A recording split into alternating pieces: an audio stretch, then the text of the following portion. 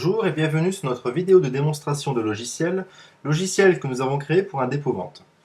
Donc pour fonctionner, cette application aura besoin d'un logiciel tierce appelé MAMP sur Mac et WAMP sur Windows, qui sont téléchargeables directement sur Internet et gratuitement.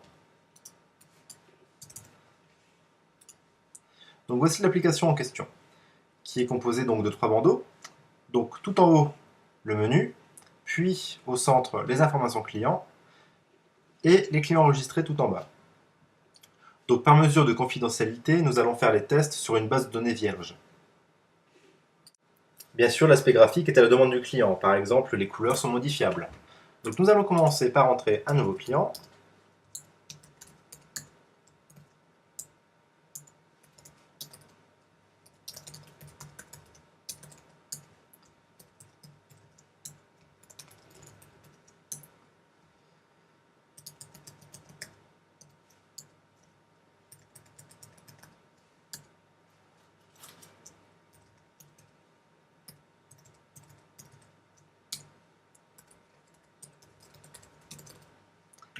Puis nous cliquons sur Valider.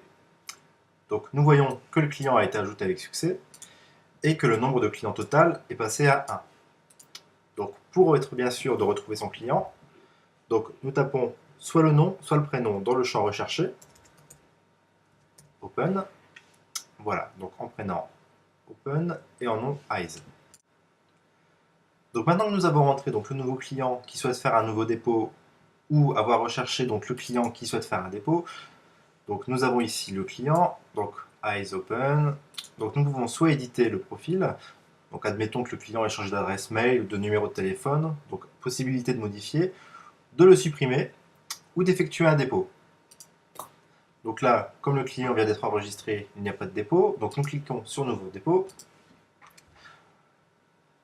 Donc le client a déposé un pull, masculin, du 6 mois, donc la marque, nous allons mettre Catimini, la période, on va mettre hiver. Donc le du client, donc la somme que le client donc, va être remboursée une fois que le pull aura été vendu au prix de 20 €. Nous cliquons sur plus. Voilà, donc dans le bon de dépôt, nous avons mis un pull. Nous allons mettre également une paire de chaussures.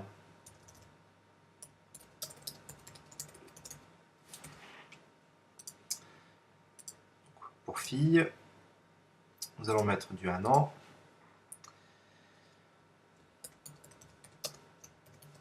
Ralph Lauren.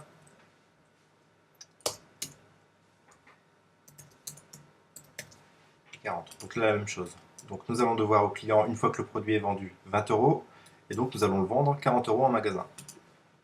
Voilà, donc nous pouvons également supprimer les produits. On enregistre le dépôt. Donc le dépôt a été enregistré avec succès. Nous retrouvons les coordonnées du client, la référence du bon de dépôt, la date à laquelle a été effectué le bon de dépôt, et un champ à rembourser. Donc admettons que le pull ait été vendu dans le dépôt-vente, nous devons au client 10 €. Et donc apparaîtra ici 10 €.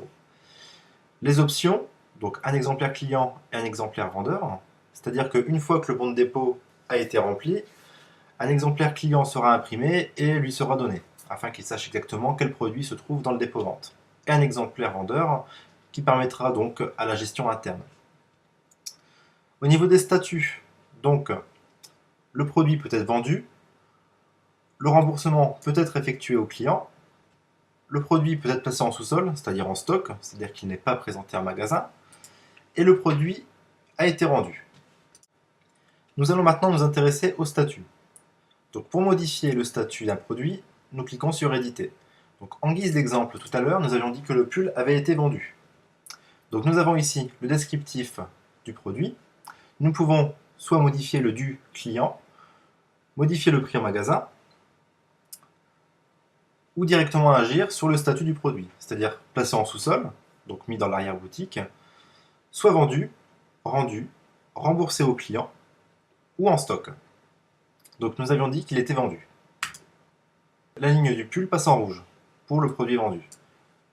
Cependant, il a été vendu, mais pas encore remboursé au client. Donc le client qui a déposé son pull revient. Nous lui devons 10 €, donc pour le du client, 10 €. Nous lui remboursons ces 10 € et donc le produit a été remboursé au client. Pour la paire de chaussures, admettons qu'elle ait été rendue, le produit a été rendu. Nous allons maintenant nous intéresser aux options, donc à l'exemplaire client et à l'exemplaire vendeur.